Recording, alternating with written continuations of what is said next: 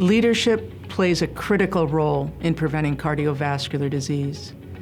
Every fire officer who is committed to everyone goes home, every chief officer who says that health and safety is his or her top priority must commit to decreasing cardiovascular events in the fire service because they are killing more firefighters than any other cause. When firefighters see their chief investing in their own health and wellness, their chief's own health and wellness, they themselves as firefighters begin to focus on their own health and wellness. You have to have a chief who's very supportive of the idea of a wellness program and a champion in the department who's willing to implement and work towards those goals. You have to have a leader out front moving that program forward. And it's might not just be one, it might be a whole group. One person doesn't get where they are because they are who they are. There's a team around them that helps that happen. And it's the same thing with this. Leadership in that team is extremely important. We understand the responsibility to bring our firefighters home alive.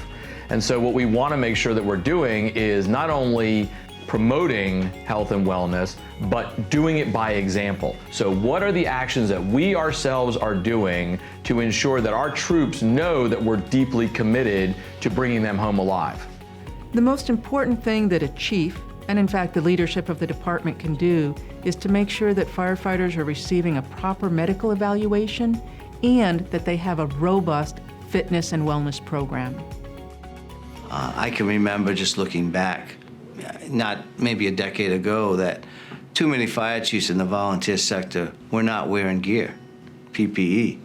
There were pictures all over the place where they just were not wearing gear and modeling good behavior. That's changed completely. Our most valued assets are our people, and we need to take care of our own.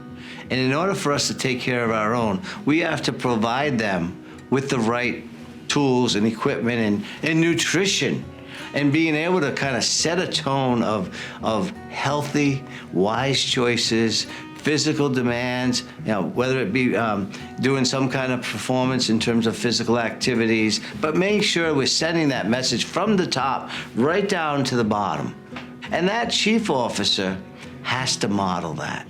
Absolutely huge that we have leadership in cardiac health. And why I say that is, and we're constantly asking our personnel that we have identified that have issues, and the docs are helping them work through them and make them better. Will you be our spokesperson? Will you tell others about what is happening with you? Because then that makes the one person that may be sitting in the corner feel more comfortable about going and having that cardiac prevention program done. It's a voluntary program. You don't have to do it, but we offer it to you. So some people don't want to know, they're afraid.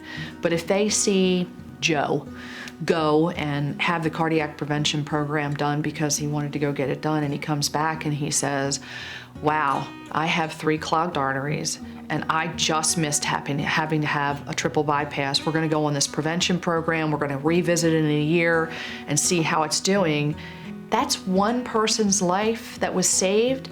And if it wasn't for the people telling their story and the leaders coaching them to tell their story and be more open, then the mission would not continue on. My participation in the cardiac prevention program started in the beginning when a captain of the Bureau of Occupational Safety and Health asked me to participate kind of in an evaluation of that. And at first, didn't think much about it, just kind of passed it off as, yeah, maybe one day I'll get to that, this, that, and the other. But he'd asked me a second time, and the more I thought about it, I felt the importance of being armed with some additional information with regards to health. This would give you good, tangible evidence to go back if there was an issue and correct it.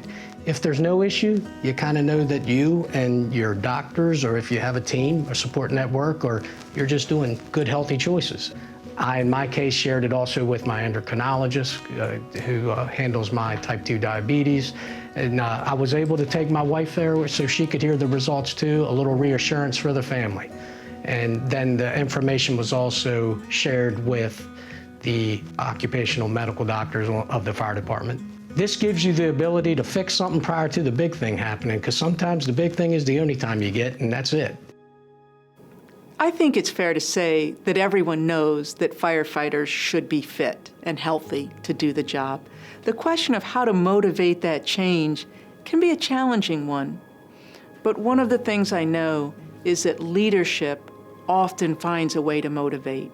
That's often through example, it's often through encouragement, and through using the group dynamic, because it's good for the organization. It allows us to do what we've committed ourselves to doing.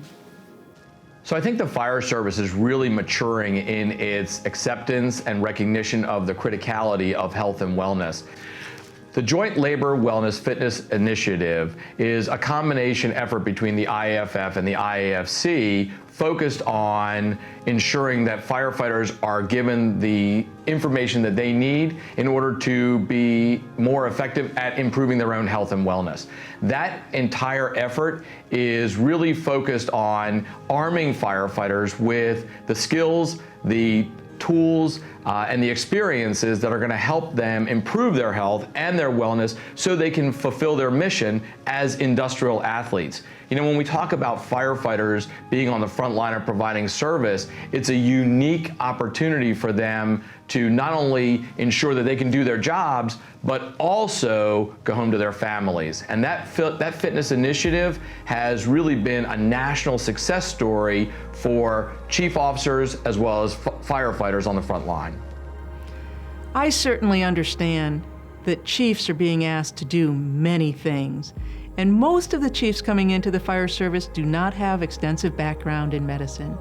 Still, it's absolutely imperative that chiefs accept the responsibility for the health and safety of their personnel. And that means adopting policies and procedures around proper medical evaluations and a health and wellness program to ensure that the firefighters are healthy and safe enough to do the job, and that you fulfill your responsibility to ensure that everyone goes home. Chiefs out there, you have an obligation to your firefighters and to their families to keep them healthy and safe. Find your resources for a health and wellness program and make it happen. Firefighters, they're not trying to keep you off the units. They're trying to keep you healthy, happy, and safe. In the last 10 years, 500 of our fellow firefighters have died in the line of duty as a result of cardiac-related events. Honor their memory. Be heart healthy. Every great leader is committed to making sure that everyone goes home. But that's not only on the fire ground.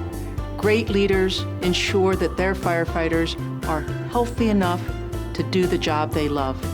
That means ensuring that they have proper medical evaluations and wellness and fitness programs.